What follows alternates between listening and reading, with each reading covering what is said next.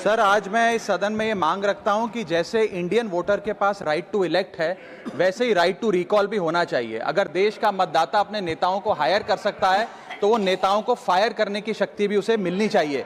Sir, right to recall is a mechanism that empowers the voters to de elect a neta representative before the tenure ends if he fails to discharge his or her duty. Sir, हम MP MLA चुनते हैं, उसके बाद अगर वो काम ना करे, अपने वादे भूल जाए, जनता से दूर हो जाए, तो 5 साल तक इंतजार करने के अलावा जनता के पास कोई ताकत नहीं है।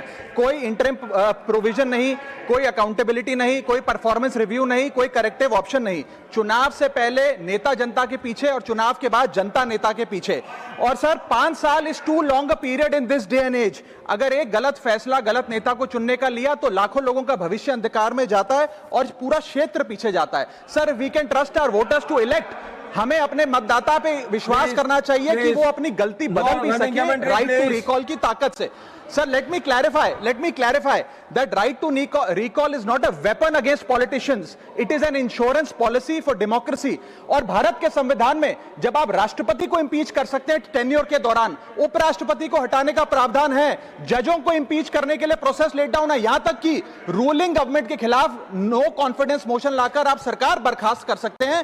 तो एमपी एमएलए अगर आपका नॉन परफॉर्मिंग है तो उसको हटाने के लिए क्यों नहीं राइट टू रिकॉल मतदाता को देना चाहिए। दुनिया की 24 से ज्यादा डेमोक्रेसीज में राइट टू रिकॉल का मैकेनिज्म लागू है, जिसमें यूएस, कनाडा, स्विट्जरलैंड जैसे देश है। मैं आपको उदाहरण देता हूं सर, कैलिफोर्निया में गवर्नर क्रिस डेविस नाम के नेता 2002 में चुने गए।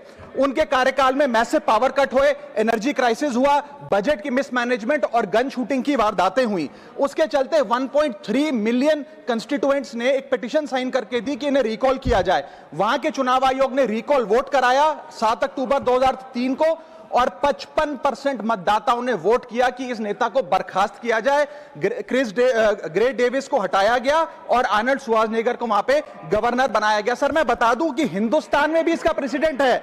कर्नाटक, मध्य प्रदेश, महाराष्ट्र और राजस्थान में रिकॉल मैकेनिज्म ग्राम पंचायत के स्तर पे लागू है और ग्राम सभा के लोग मतदाता वोट करके उन्हें वापस बुला सकते हैं। सर, लेकिन इसका मिसयूज ना हो, इसलिए हमें सेफगार्ड्स भी बनाने पड़ेंगे। एक थ्रेशोल्ड रखना चाहिए कि 35 से 40% मतदाता अगर साइन कर दे तभी राइट टू रिकॉल वोट करवाया जाए।